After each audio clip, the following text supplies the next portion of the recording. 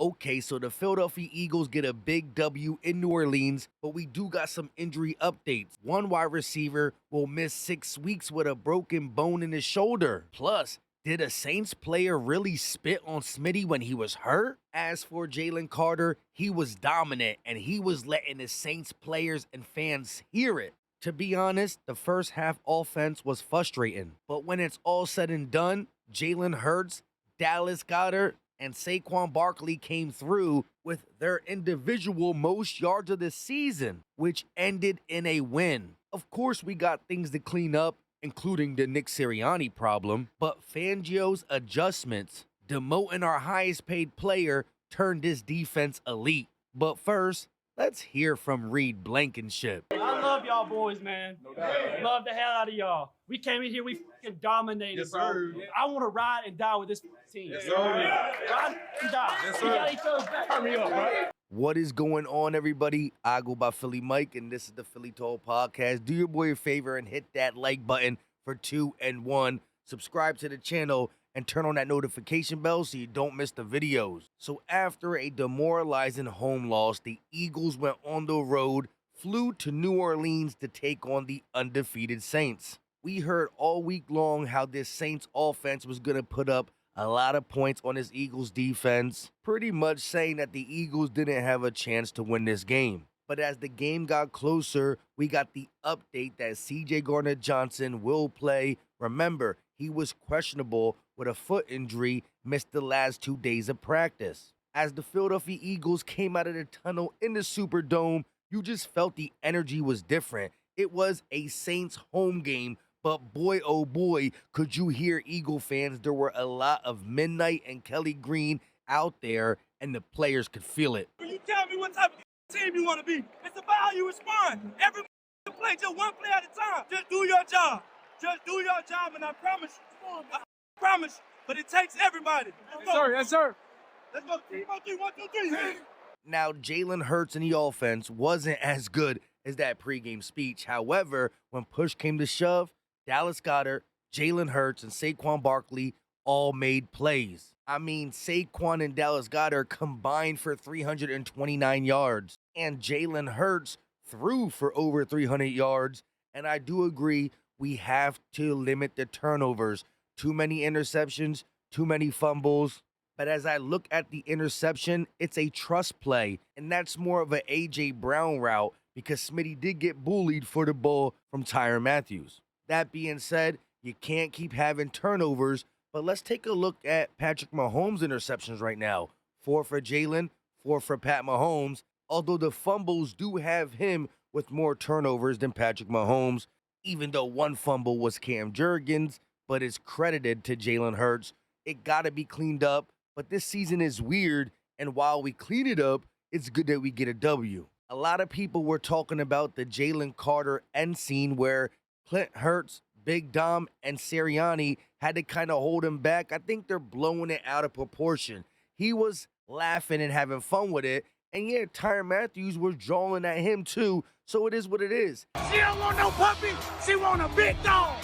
Let's go. Jalen Carter absolutely dominated. He was the best defensive player on the field. Shout out to Reed Blankenship, rocking the ice, getting the interception to seal the game.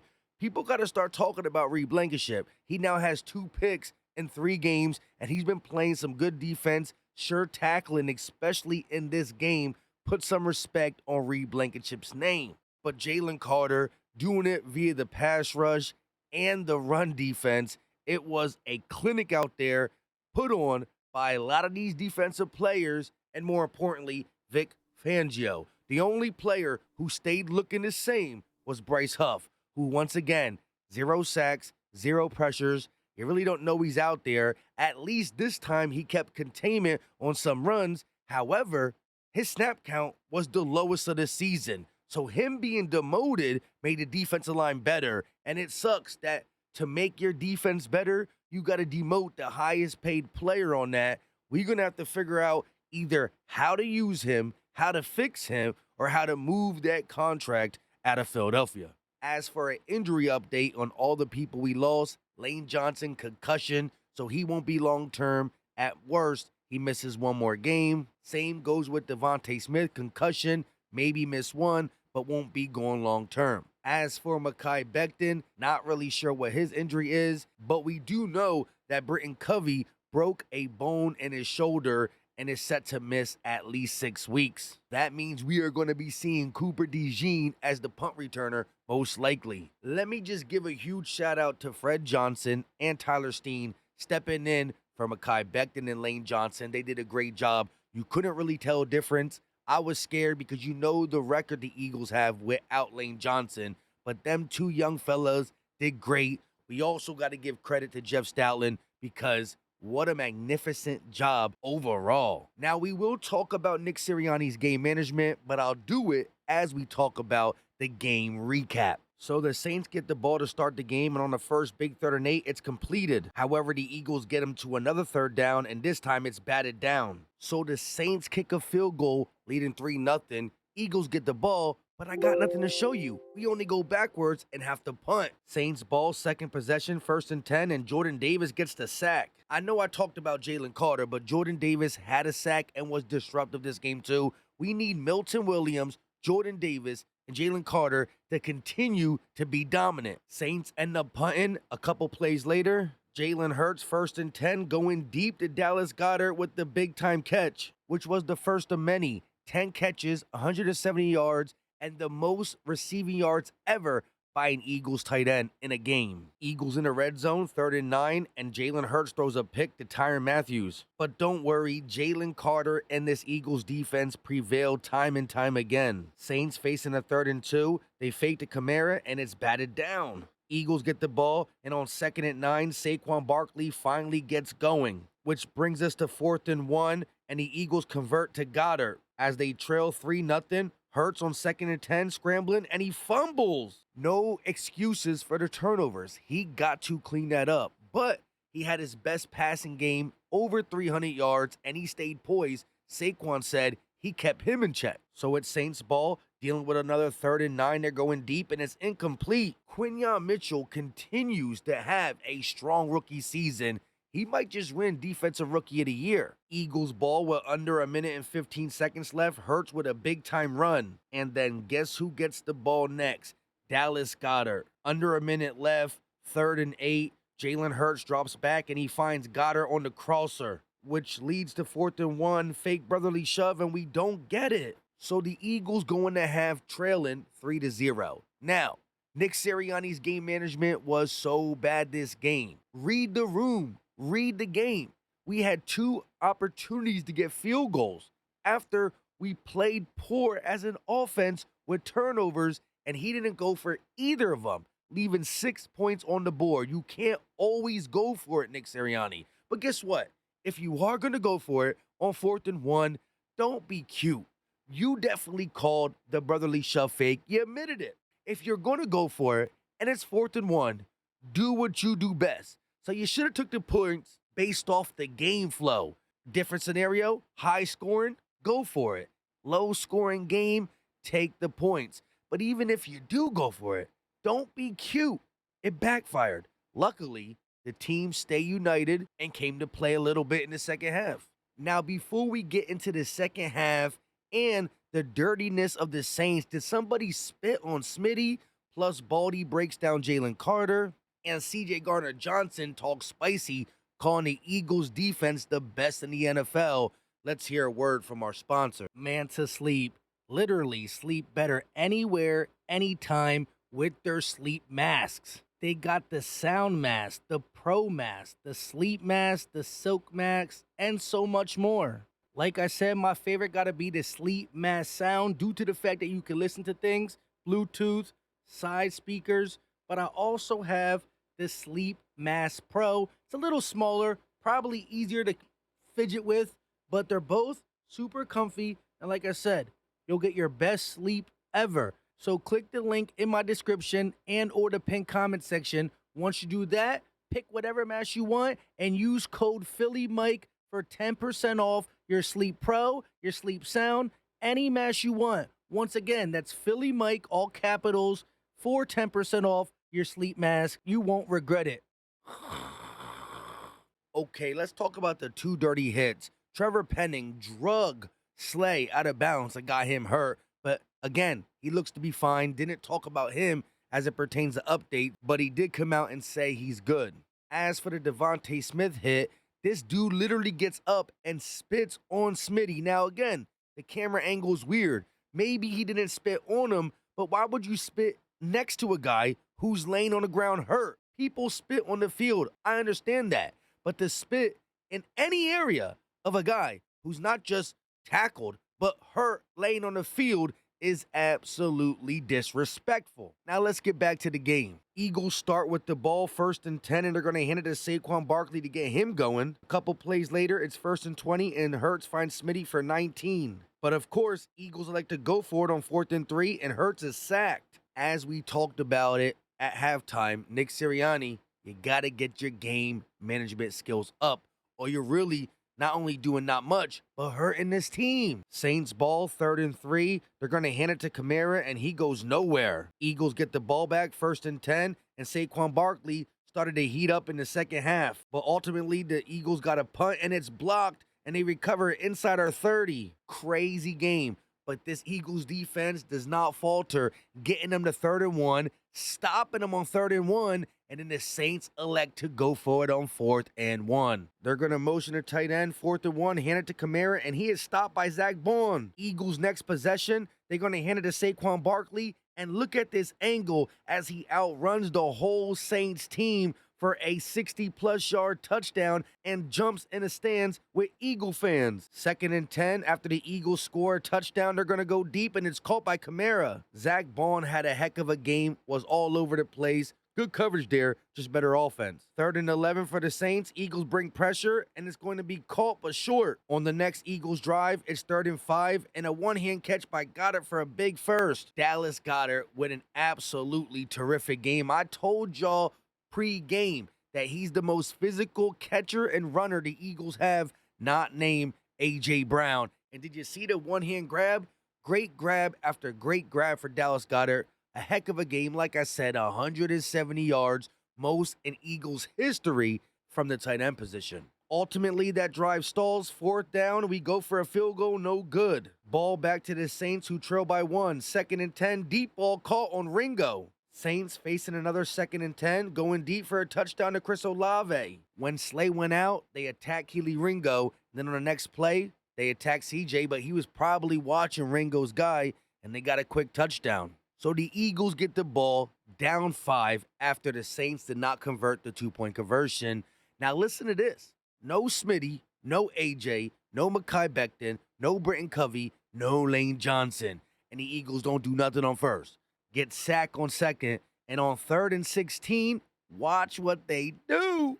1:14 left of the game, 3rd and 16. He hits Goddard across the 50, across the 40. Dallas Goedert caught that beautiful play design by Kellen Moore, and he ran it all the way down to inside the 10, around the 5. And at that point, we all knew who was getting the ball. Saquon Barkley has to run it in. 1st and goal, motion. They're going to hand it to Barkley, and he pushes the pile for a tub. And we go for 2, and we get it. Well, guess who?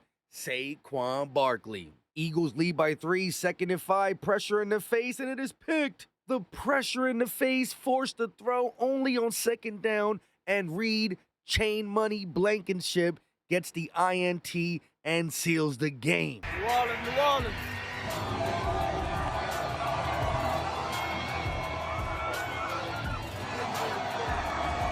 She don't want no puppy. She want a big dog. Let's go. Philly, we knew we'd come down here to Louisiana. It's going to be tough, but hey, y'all showed up. We all showed out. Sound like a home game, baby. Hey, bringing home that dub for y'all. Hey, go Birds. So Reed Blankenship is actually 2 chains. He got your chain and CJ? Oh, yeah. Yeah, he got both our chains, man. Hey, he got when you make a play like that to win us a game like that, man, you get everybody chain. Now, how long does he get to hold on to it for?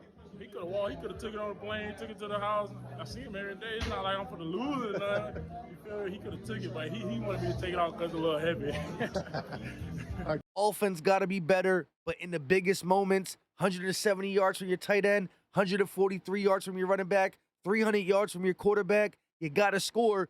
That is on coaching and some turnovers. but this Eagles defense was fantastic. Listen to Baldy break down how good Jalen Carter really was. But this man, Jalen Carter, was absolutely dominant. A lot of late stemmings, like his ability just to win and to beat one-on-ones all day long. So you watch him inside right here. Watch what he does to Trevor Penny. Like he knocks him 3 yards to the backfield and watch him get off. Like stack instead all day long. And then watch this. Little swat. And then we're not done. There's another swat. Bam. Another swat pass. Swat. Jalen Carter. Then you get this. These plays don't make the stat page, all right? Nothing about this makes the stat page, but he makes the play, all right? You watch him just get off the block right here. What's Derek Carr going to do when Jalen Carter's, like he's going to throw the ball into the dirt like he does, all right? Affects that throw. Watch this twist stunt right here, an exit stunt, and here he comes. Little swat right there again. And you get this. Lucas Patrick came in for Eric McCoy at center. He has no shot of stopping Jalen Carter. No shot. Like, you can't cut him off. Gets off the block, down goes Kamara. Shut this offense down almost single-handedly. And then another third down stop. All right? 2 third down stops right here. 3rd and 3, they're going to run Kamara. Right? Here he comes off right tackle. Watch Jalen Carter. Watch him get rid of the guard right here and make the play. Like, classic, textbook. One textbook play after another. It's hard to complete passes. I don't care what the name of the back of the jersey is. If your diaphragm is getting smashed by Jalen Carter, because here it comes. And Derek Carr is throwing this ball. I don't know where it's going. I think Slay is all over this down the field. They shut Shaheed down the whole game. And then he went through men and he went around men. Didn't matter. Like, here it is. Like that escape, and down goes Kamara. Like, Jalen Carter was the most dominant defensive player on this field. And there was a lot of great defensive players on the field. But that man was the best. Again, that's why you can't hit the panic button no matter how good or bad a team is if it's only week 2. There's still a lot more football left to be played. Too small of a sample size to say good, bad, ugly, sad. Listen what CJ said. He was happy he beat the Saints, but he's talking extra spicy, and I love it. We stacking the victories. Next. Take us to the final drive here about the interception. We knew he was going to give us one all game. Like, everybody want to bet on, they thought they had us on a little 7 route, the lobby. Okay, cool. But ain't nothing go over our head all day. Oh, cool. It's cool. It's cool. We got the best secondary, best D-line, best front 7 in the league right now. And I'm popping it. Because at the end of the day, they say we was down and out. They talked about last week. Now look at you now. That's been the top offense in the league coming into today. What you guys do? Top what? Top what? The Saints? Top what? In terms of points? Top what? You're at it? Top what? Ain't nothing to get over that top from. Okay. Shout out to Slade, shout out to Q, shout out to Devonta, shout out to Reed, shout out to Ringo, shout out to Coach CP, shout out to Coach JK. Hey, man, best secondary in the league. That's the case. What'd you have to play through today? We ain't played through nothing. Played through my teammates. I'm not worried about somebody. Listen, we keep receipts. That's what I told y'all in my room. See y'all Sunday. I told y'all the day before. They got rid of me. I ain't get rid of them. It's still in me. It's still tatted on me. I ain't worried. Come on, do another one. How are you guys able to bounce back on a short weekend? Man, we put our head down and get that taste out your mouth, bro. I feel so relief right now. At the end of the day, my team did this one. It wasn't me. It was my team. Our team came together. A couple guys went down. A couple guys spoke up, and a couple guys understood what the task at hand. We came through locked on, and we came through and kicked the door in. Well, where was the confidence coming from after last week? Man, the confidence coming from ourselves. We got to believe in ourselves. Everybody say, oh, we coming in against the #1 team and all this. Man, listen, at the end of the day, it's football. It's only week 2. How you the best offense and best team if it's only been 2 weeks played? We still got what, 16 weeks to go? So at the end of the day, we had to just tune out the noise, understand who we were, and just go out there and play Eagle ball. That's what happened. Did you have to play through some pain today? Man, there's something beat up, but that don't stop nothing, bro. That don't stop nothing. They don't stop the dog mentality, the coaching staff. They don't stop working on the basic fundamentals. It's things we got to clean up as a whole. With all that being said, let me know your thoughts on everything we talked about. Do your boy a favor, hit the like button. Also, go to the description, click the link, and get your sleep masks. They are so comfy. It's like having pillows on your eyes. Please drop a comment. I absolutely love hearing from you. If you don't got anything to say, drop the muscle emoji. Eagles get the big dub. We'll have content all week and a couple of surprise live streams. We out.